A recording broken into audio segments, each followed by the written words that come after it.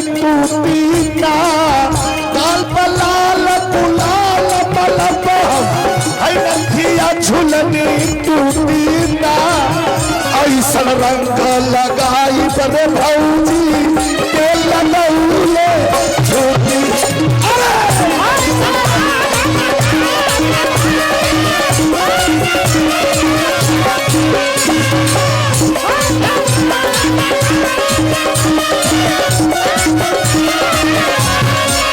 नरम कलैया धीरे से पकड़ब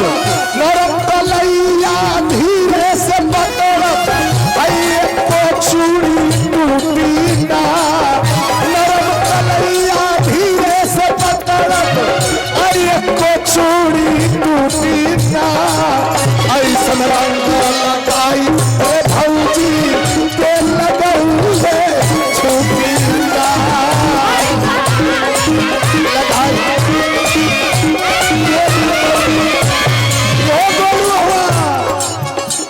अरे रंग से भरल बा हमार पिचु करिया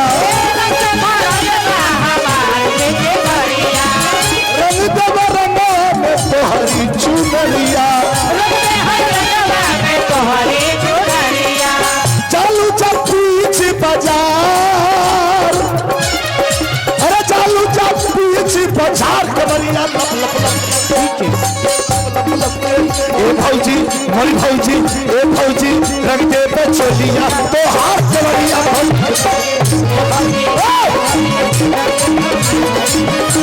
ए भौजी ए भौजी ए भौजी रंग दे पे चोलिया तो हाथ कमरिया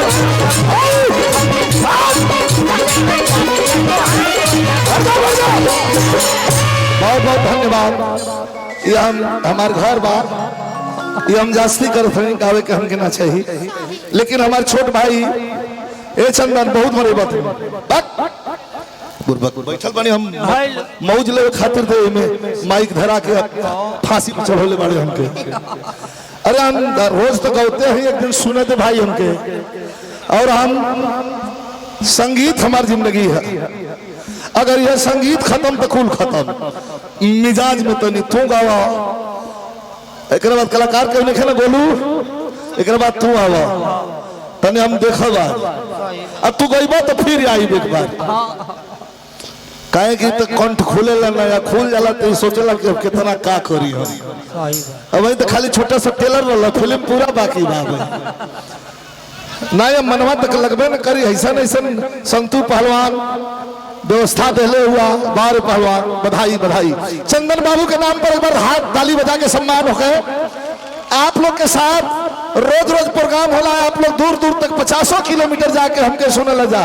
लेकिन आज हम घर से कलाकारन के सुने खातिर प्यार दे खातिर सम्मान दे खातिर काहे कि अपना घर में हम ना सम्मान दे तो संगीत का अपमान हो जाए बहुत बहुत धन्यवाद चंदन यादव जय हो जय का मजा ही लो दिस इज माई माइंड बैठले रह जेते गइते नहीं बहाना का क्या गते निकल जेते हां हम ठीक न कोनी हो सबको के मन रह गो सही बात बड़ भाई उपस्थित बानी हमनी के खाली गावत रह जाई औपचारिकता के खिलाफ बा बिकू बाबू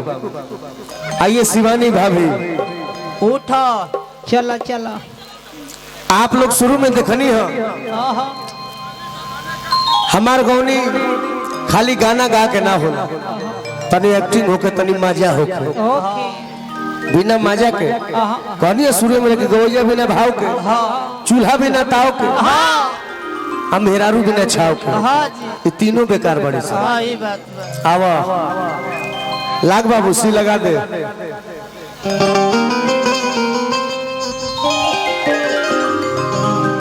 विजय भैया एक बाद हम लयदारी सुनाई लेकिन इससे पहले पहिलका गीत चाहत है हम विजय भैया के बैठके में